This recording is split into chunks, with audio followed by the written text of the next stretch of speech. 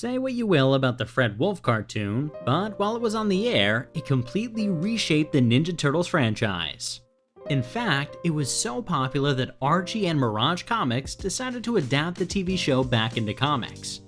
But while they were adapting the Eye of Sarnath saga from the second season, the people behind the book decided to stop adapting scripts from the show and ended up writing one of the most influential runs of the Ninja Turtles. But this meant that the Eye of Sarnath had a completely different conclusion in the comics than in the TV show. Today, I'll be exploring both versions of this story. The original story was written by Larry Parr for the second season of the TV show in 1988. In this story, the Turtles were training in Central Park when they were abruptly surprised by a falling spaceship.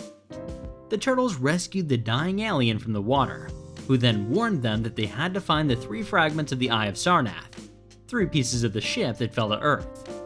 Whoever possessed all 3 pieces would have undreamed powers, so it was essential for it to not fall into the wrong hands.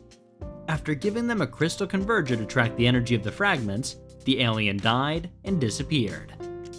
The Turtles were lucky enough that this happened when they were almost alone in Central Park in the middle of the day. In fact, there was only one other person there. Unfortunately for them, it happened to be the Shredder, who heard everything he needed to know about the Eye of Sarnath. After following them to one of the fragments, he took possession of it and used its power to miniaturize the Turtles. He also used the fragment to miniaturize important buildings, but this plot was slightly forgotten by the end of the episode. The tiny Turtles tried to stay out of trouble, but Baxter was able to trap them in a jar and deliver them to the Shredder. April and Splinter came to the Turtles' rescue, but Shredder escaped with the fragment. This is the point where the 2 stories diverged, but I'll go over how that happened later. Following the original story, Shredder lost possession of the fragment after Baxter accidentally threw it away. Whether it was the same or a different one, they got their hands onto the following fragment just before the Turtles did. Each piece seemed to have a specific power, and this one could enlarge plant life from Dimension X. Baxter and Shredder found another fragment, which they embedded into a computer named Omnis, which stood for Omnipotent Multiprocessing Nexus Subuniversal Sentience. It was a very sophisticated AI that tried to kill the Turtles by controlling other machines. Despite being defeated every single time, the Shredder and Baxter always managed to escape with the fragment of the day, until they found the last one at sea.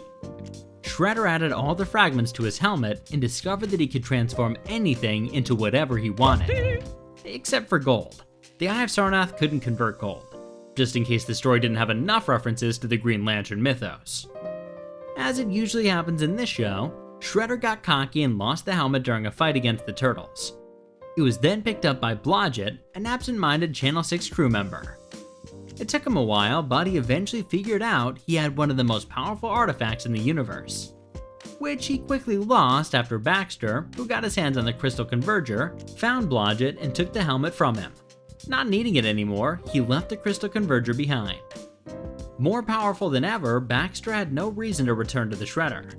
He set up his own Taj Mahal, an action that didn't remain unnoticed by the Turtles and the Shredder. This didn't work well for Baxter or the Turtles. Shredder escaped with the helmet and the crystal converger, not knowing that the writers had just decided the converger was designed to destroy the Eye of Sarnath. He was now a walking time bomb. The Turtles warned Shredder in time, and the supervillain threw the Eye of Sarnath and the crystal converger to the Hudson River, where they exploded. That was one end of the story. Let's examine the other one. The Teenage Mutant Ninja Turtles Adventures started a run of original stories with issue 5.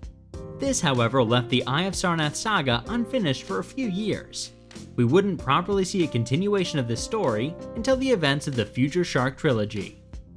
In this saga, we found out how, during their escape, Shredder and Baxter were intercepted by Armagon. The mutated shark from the future offered Shredder a quick getaway in exchange for the crystal. Armagon's intention for the crystal was to power up his time slip generator, a time machine originally invented by Donatello, and was also initially powered by another fragment of the Eye of Sarnath that he found in the future. Of course, at some point, we found out that these machines could also work with electricity, but let's pretend that didn't happen. So if you know math, this means that 2 of the 3 fragments were accounted for, and one of them was transported 100 years into the future. Was this time paradox the reason the universe was divided between Fred Wolf and Archie? It wouldn't be the craziest thing in the franchise, but we'll never know. Other important things happened during the early stories of this volume.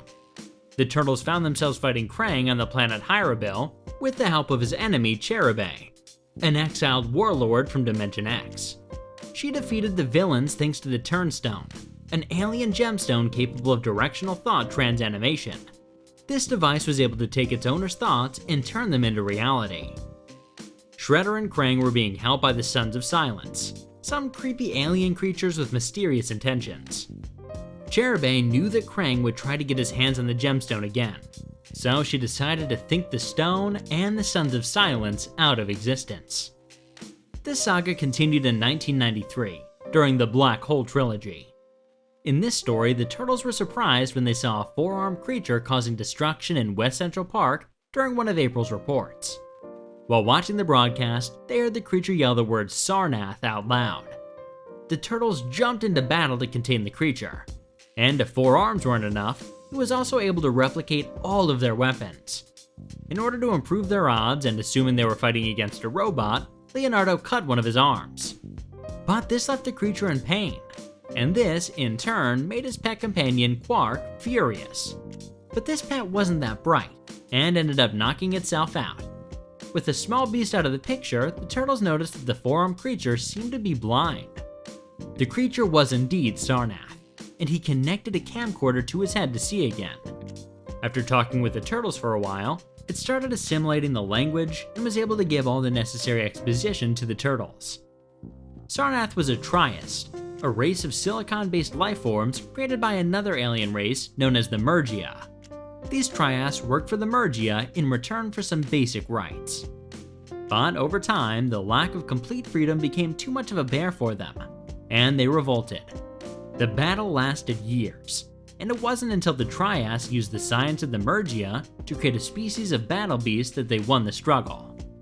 The Triasts, now free, were ready to take their place in society, but the Mergia thought it was impossible to coexist in peace.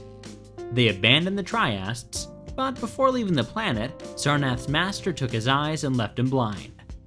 Since then, Quark has acted as his eyes, and they've been searching for his former master across the universe to get his eyes back. This is the part of the story we already knew. Sarnath's master died in Central Park after being rescued by the Turtles. Sarnath found one of his eyes in the ship's remains, but he still needed the other two fragments to see properly. The Turtles, knowing that one of the fragments was 100 years in the future, realized that Sarnath was going to need his pet Quark. Unfortunately, the beast was captured and about to be broadcasted live from Channel 6. They went to Quark's rescue, but while doing so, they were briefly caught by the cameras on live TV. Knowing that the Turtles would need to keep a low profile after this, he invited them to go on his ship to visit Dimension X. Splinter stayed behind, and the Turtles, with Ninjara, left Earth with Sarnath and his pet. But the moment they arrived at Dimension X, they found themselves in front of a black hole, and under attack by the Imperial Airwolf Starfleet. This attack proved to be too devastating. The Turtles, Quark, and Ninjara managed to escape in time, but the black hole swallowed Sarnath and his ship. It seemed like the Turtles were as good as dead, but they were rescued at the last minute by the Nova Posse. Let's take a break to talk about them. The Nova Posse was a freelance group that had its roots in the Imperial Airwolf Starfleet, the Nova Squadron Division. The group was commanded by Luna Azul, who used to be at the top of her class at the Nova Military Academy, and was also the first female to be given command of a Nova Squad battleship. The Airwolf Federation was a nation of 7 inhabited planets spread across nearly a dozen solar systems of the Dimension X galaxy. Its capital was the planet Gamir. Conquering this Eden world was a year-long battle that came to be known as the Long Red Night. Taking over this planet made Emperor Mazul one of the strongest rulers in Dimension X. During this long war, Luna Azul was a spy, and the whole experience made her quit law enforcement. She purchased her own battleship named Freedom 1 and formed the Nova Posse. Other members of the Nova Posse were Zebulon, a sarcastic winged creature, Rave, the only superpowered being in the group who could absorb and emanate energy from extreme heat to bitter cold, Grotto, a mute hulking figure, Exene, a four-armed creature who was the pilot and weapons master of the group. Their last member was Trip, an Earthling with a cyber interface to the ship. When she was young, she was abducted by aliens that were, in turn, apprehended by the Nova Squadron. Since they didn't know what to do with her, they put her in an orphanage school funded by the Nova Commission. She later joined the Nova Posse. Let's go back to the story.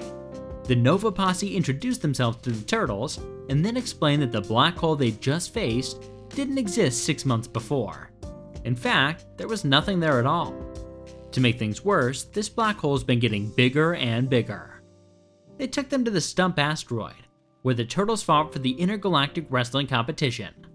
Once there, Donatello went to the bathroom, where he was kidnapped by the Sons of Silence and taken to some kind of white dimension, where the only other thing in sight was the Turnstone.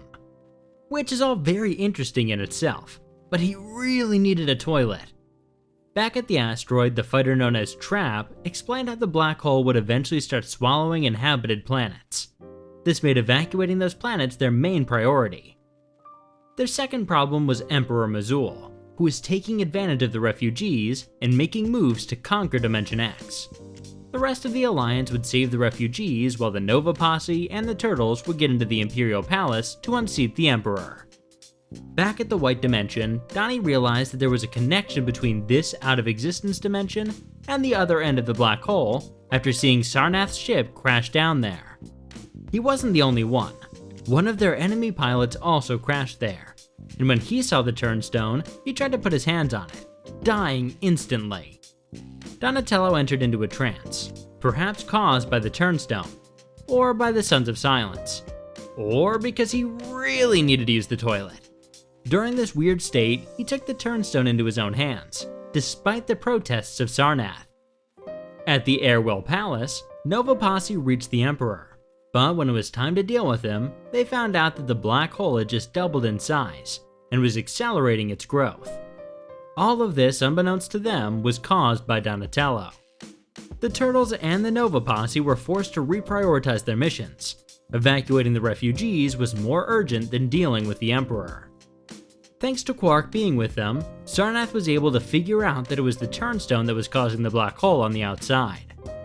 Sarnath tried many times to break Donatello's trance, until he asked him to look at what was happening outside. After seeing his brothers in danger, he hesitated, and Sarnath took control of the Turnstone.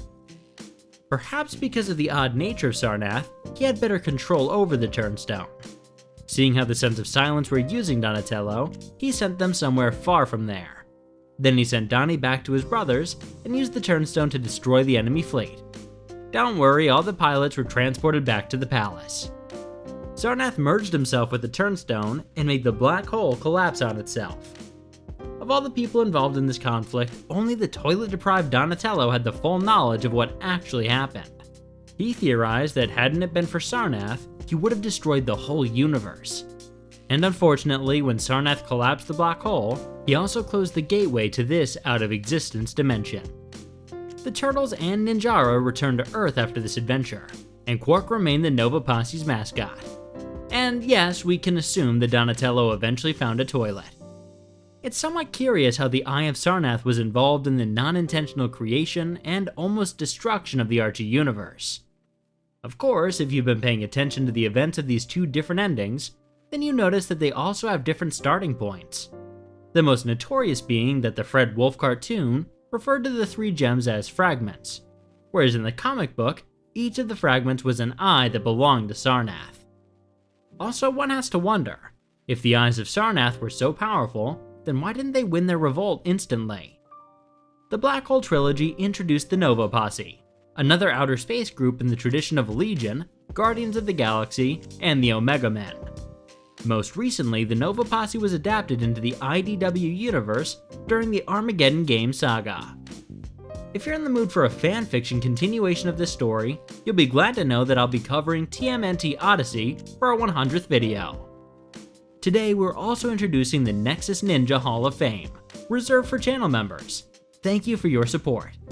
And if you're in the mood for some online shopping, you can take advantage of a 15% discount on the Turtle Nexus online store, where you can find all kinds of swag, both turtle-inspired and not. That's all for this video. Make sure to subscribe so you don't miss the extraordinary 100th video coming up next. Thanks for watching!